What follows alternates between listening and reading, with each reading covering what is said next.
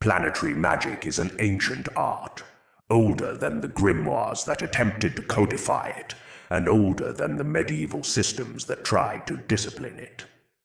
Its roots lie in Hermetic philosophy, in the Neoplatonic ascent of the soul, and in the Kabbalistic understanding that the cosmos is a living hierarchy. The planets are not merely celestial bodies. They are modes of vibration, intelligences, and rhythms that shape the outer world and the inner human landscape.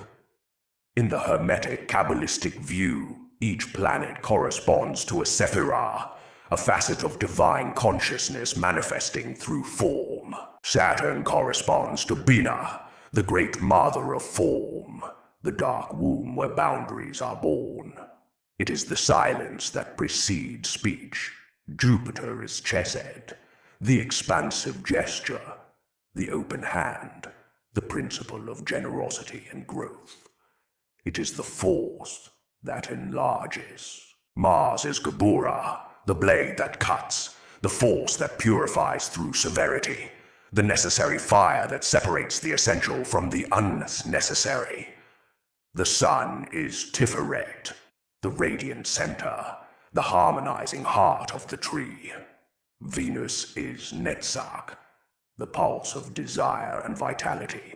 Mercury is Horde, the realm of symbol, articulation, and intellect. The moon is Yesod, the mirror of the unconscious, the fluid bridge, and Earth, Malkuth, is the stage where all these forces crystallize into matter.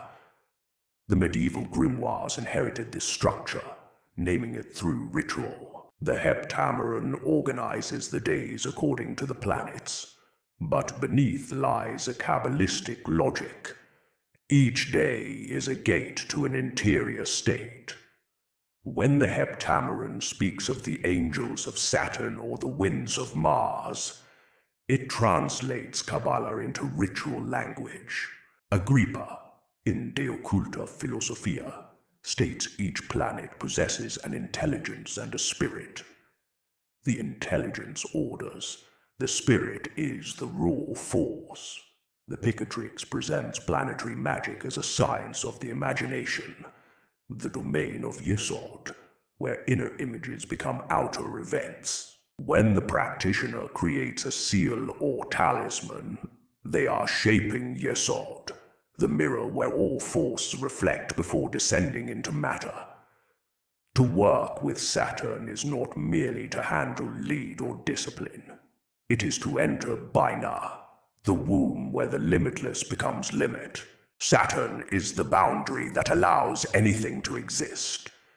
It is the silence that gives meaning to sound and the restraint that gives direction.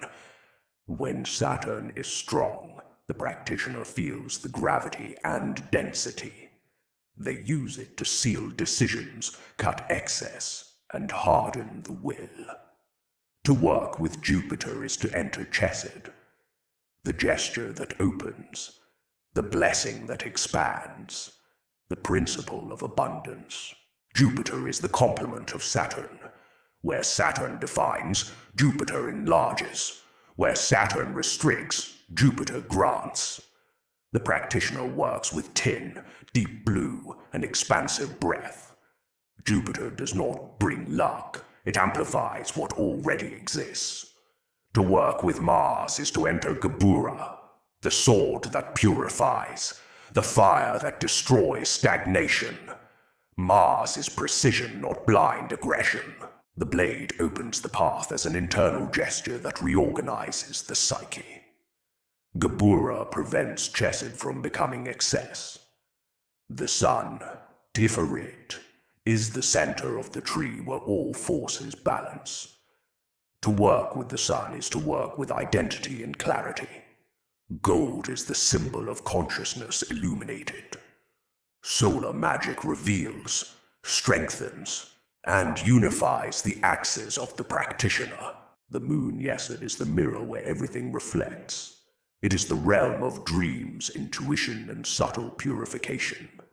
Lunar magic is fluid and intimate.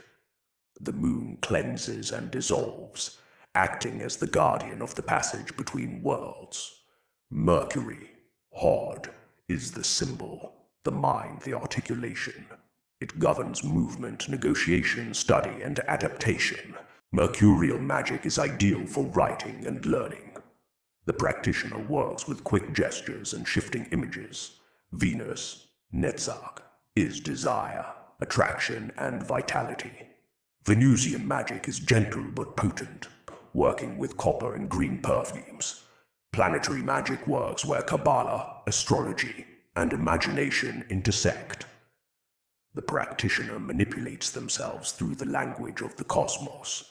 The grimoires repeat the same idea. Planetary magic is the discipline of the will. It is an alignment, not a request.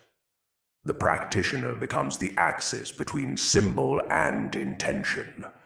When intention aligns with a universal principle, movement becomes inevitable.